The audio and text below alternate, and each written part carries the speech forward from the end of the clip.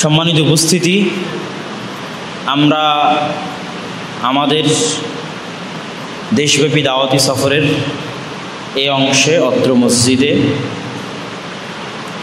আমাদের সংক্ষিপ্ত আলোচনা করার পূর্বে আমরা কিছু আমাদের যে ধারাবাহিক তাফসির আছে সেই ধারাবাহিক তাফসির থেকে আমরা কিছু তাফসির পেশ করব ইনশাআল্লাহ, এবং তারপরে আমাদের মৌলিক বক্তব্য সংক্ষিপ্ত আকারে বলে আপনাদের এখানে বক্তব্যের যে দাবি সেই দাবি পূরণের জন্য আমরা এখানে বক্তব্য উদ্বোধনের ঘোষণা দিয়ে অথবা আপনাদের এখান থেকে বিদায় নিব ইনশাআল্লাহুল আজিজ। আমাদের যেহেতু সময় কম, আমরা শুধু একটি আয়াতের তাফসির করব। আমরা গত মসজিদে সূরা বাকারার ২৭ নম্বর আয়াত পর্যন্ত তাফসির করেছি। এখানে আমরা সূরা বাকারার ২৮ নম্বর আয়াতের তাফসির করব। আল্লাহ সুবহানাহু ওয়া তাআলা সূরা বাকারার ২৭ নম্বর আয়াত পর্যন্ত যে আলোচনা করছিলেন সে আলোচনা ছিল যে আল্লাহ সুবহানাহু ওয়া তাআলা মানুষকে সৃষ্টি করেছেন, মানুষের উচিত আল্লাহর ইবাদত করা, আর মানুষের উচিত নবীর উপর ঈমান আনয়ন করা। যদি নবীর উপর ঈমান আনয়ন করতে মানুষের সন্দেহ হয় তাহলে মানুষ যেন পবিত্র কোরআনের মতো একটি সূরা নিয়ে আসে, আর যদি সেটা না আনতে পারে আবার ঈমানও না আনে তাহলে তাদের থাকার জায়গা হবে জাহান্নাম। আর যারা সৎ আমল করবে, ঈমান আনয়ন করবে, তারা পাবে জান্নাত। আর যারা ফাসিকি করবে, আল্লাহ সুবহানাহু ওয়া তাআলার কথার অবাধ্য হবে, আল্লাহ সুবহানাহু ওয়া তাআলার সাথে করা ওয়াদা ভঙ্গ করবে, তাদের জন্য থাকবে শাস্তি। এই মর্মে আলোচনা শেষ করে তারপরের আয়াতে আল্লাহ সুবহানাহু ওয়া তাআলা বলছেন, কাইফা তাকফুরুনা বিল্লাহ ওয়া কুনতুম আমওয়াতান ফাআহইয়াকুম সুম্মা ইউমীতুকুম সুম্মা ইউহয়িকুম সুম্মা ইলাইহি তুরজাউন।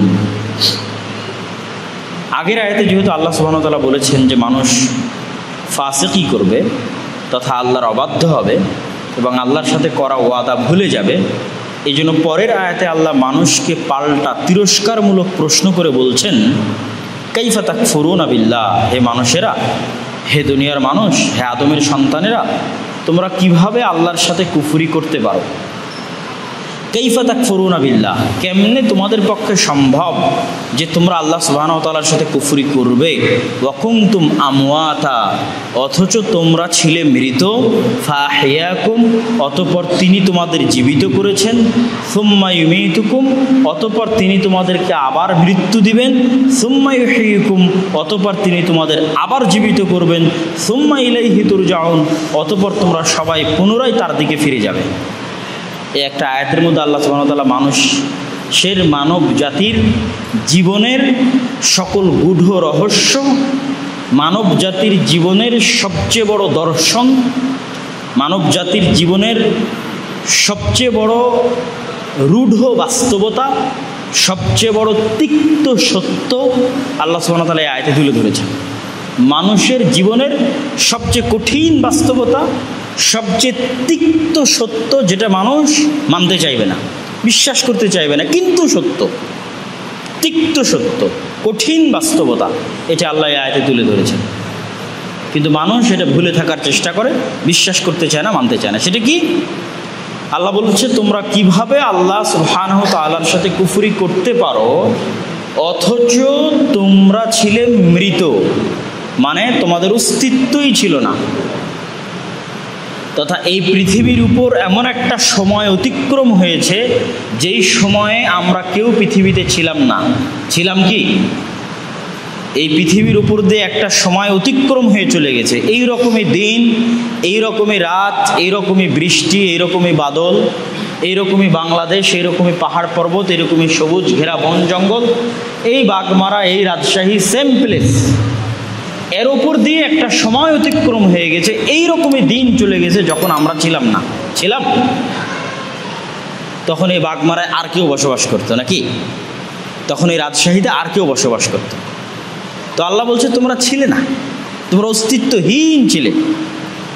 তখনও পৃথিবীতে তোমরা যে জায়গাগুলোতে অবস্থান করছো এগুলোর উপর দিয়ে সময় পার হয়েছে, এরকম দিন পার হয়েছে, এরকম রাত পার হয়েছে, এরকম বৃষ্টি হয়েছে, একই জায়গা, একই প্লেস, কিন্তু তোমরা ছিলে না। তারপর আমি তোমাদেরকে পৃথিবীতে সৃষ্টি করে পাঠিয়েছি, আমি তোমাদের জীবিত করেছি মৃত থেকে, অস্তিত্বহীন থেকে অস্তিত্ব দিয়েছি। এখানে আর একটা ব্যাখ্যায় কেউ বলেছে যে মৃত শুক্রকীট থেকে আমি তোমাদেরকে জীবিত করেছি তথা তোমাদের জীবন দিয়ে পৃথিবীতে পাঠিয়েছি। সুম্মা ইউমিতুকুম, একদিন আসবে আবার তোমাদের মৃত্যু দিব। এটাও কঠিন বাস্তবতা, এটাও সত্য, এটাও রূঢ় বাস্তবতা, এটাও তিক্ত সত্য।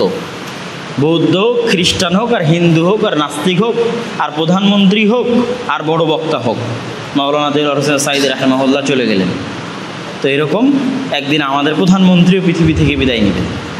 বিদায় নেবেন না? বিদায় নেবেন। এটাই পৃথিবীর সবচেয়ে তিক্ত এবং রূঢ় এবং সত্য বাস্তবতা, যে আল্লাহ আমাদের পাঠিয়েছেন, আল্লাহ আবার মৃত্যু দিবেন। ইউমিতুকুম, তোমরা মারা যাবা। তারপরে কি শেষ? মারা গেলে কি শেষ? কাফেরেরা মুশরিকেরা বলে, কোরআনের মধ্যে আছে যে আমরা মারা গেলে তো হাড্ডি হয়ে যাব, কে আবার আমাদের হাড্ডি, পচা গলা হাড্ডি থেকে কে আবার আমাদের জীবিত করবে? মাটির সাথে আমরা মিশে যাব। তো আল্লাহ সুবহানাহু ওয়া তাআলা কি বলেছেন জানেন? কোনো জিনিস প্রথমবার করা কঠিন, দ্বিতীয়বার করা সহজ। প্রথমবার যখন তোমাকে বানিয়ে দুনিয়াতে পাঠাতে পেরেছি, তো দ্বিতীয়বার আমিই পারবো, বেশি সহজে পারবো। যে প্রথমে মোবাইল বানিয়েছে তার জন্য দ্বিতীয়বার মোবাইল বানানো সহজ না কঠিন? সহজ। তাহলে যিনি এখন আমাকে এই অবস্থায় পৃথিবীতে সৃষ্টি করতে পেরেছেন আমার কোনো শক্তি ছাড়া, আমার কোনো নিজস্ব ইচ্ছা ছাড়া, যে না আমি কোনো ইচ্ছার কোনো শক্তি নিয়ে নিজেকে তৈরি করেছি, না, আমার কোনো ইচ্ছা এবং শক্তির বাইরেই আমি পৃথিবীতে এসেছি। তো যিনি আমাকে আমার ইচ্ছা এবং শক্তির বাইরে পৃথিবীতে প্রথমবার পাঠাতে পেরেছেন, তিনি আমার ইচ্ছা এবং শক্তির বাইরে দ্বিতীয়বার আরও সহজে, আরও বেশি সহজে দ্বিতীয়বার আমাকে সৃষ্টি করতে পারবেন। তো সুম্মা ইউমিতুকুম, তোমাদের মৃত্যু হবে, তো মৃত্যু হওয়ার পর শেষ নয়।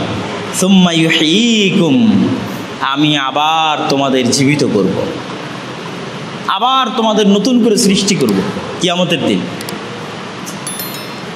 একটা জমিতে যখন বীজ বপন অবস্থায় থাকে আর জমিন মৃত থাকে, বৃষ্টি হওয়ার পর দেখবেন কোত্থেকে গাছ হয়ে গেছে, আপনি ওখানে গাছ লাগাননি তাও গাছ হয়ে বসে আছে। হয় না? হয় না? আমাদের দেশে আরও বেশি হয়। কেন? উর্বর ভূমি, আপনি গাছ লাগান আর না লাগান, বৃষ্টি হওয়ার পর দেখবেন গাছ হয়ে বসে আছে। তো এরকম যখন পৃথিবী লণ্ডভণ্ড হয়ে যাবে, আসমান জমিন ছিন্ন বিচ্ছিন্ন হয়ে যাবে, চন্দ্র সূর্য গ্রহ নক্ষত্র রাজি ভেঙে চূর্ণ বিচূর্ণ হয়ে যাবে, পৃথিবী ধূলিসাৎ হয়ে যাবে, তখন কতদিন আল্লাহ ধূলিসাৎ পৃথিবী ধূলিসাৎ রাখবেন কেউ জানে না। মানে পৃথিবী ধ্বংস করে দেওয়ার পর কতদিন যে ধ্বংস অবস্থায় থাকবে এটা কিন্তু কোথাও বলা না, এবং এটা কেউ জানে না। হাজার বছর, লাখ বছর, কোটি বছর আল্লাহ ভালো জানে যে আল্লাহ পৃথিবী ধ্বংস করে দেওয়ার পর কতদিন এমন থাকবে।